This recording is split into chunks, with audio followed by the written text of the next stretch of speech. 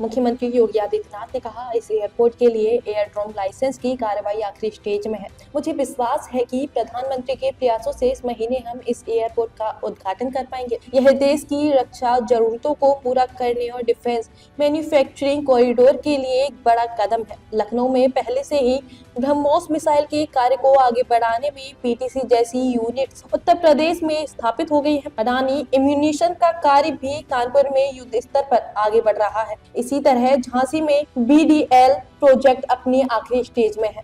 इस एयरपोर्ट के लिए एरोड्रम लाइसेंस की कार्रवाई फाइनल स्टेज में है। मेरा मानना है कि हम लोग इस महीने आदरणीय प्रधानमंत्री जी के कर कमलों से हमारा प्रयास होगा कि इस एयरपोर्ट का हम लोग उद्घाटन करवा दें।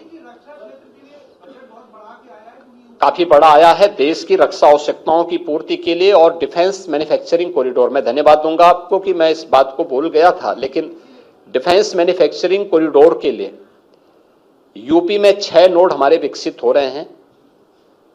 अब तक यहां पे काफी बड़े पैमाने पे लगभग 12,500 करोड़ रुपए के निवेश के प्रस्ताव आए हैं, जिनमें से काफी बड़े पैमाने पर वह जमीनी धरातल पर उतर चुके हैं।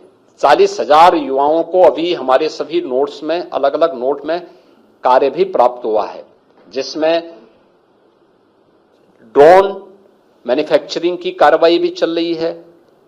ब्रह्मोस मिसाइल लखनऊ में पहले से ही यहां पर उसके कार्य को आगे बढ़ाने में पीटीसी जैसी यूनिट यूपी में लग चुकी हैं और अडानी एम्यूनिशन की का कार्य भी आपके कानपुर में युद्ध स्तर पर आगे बढ़ चुका है। BDL की कार्रवाई झांसी में अंतिम स्टेज पे, यानी वह अब उसकी मैन्युफैक्चरिंग की कार्रवाई आगे बढ़नी है।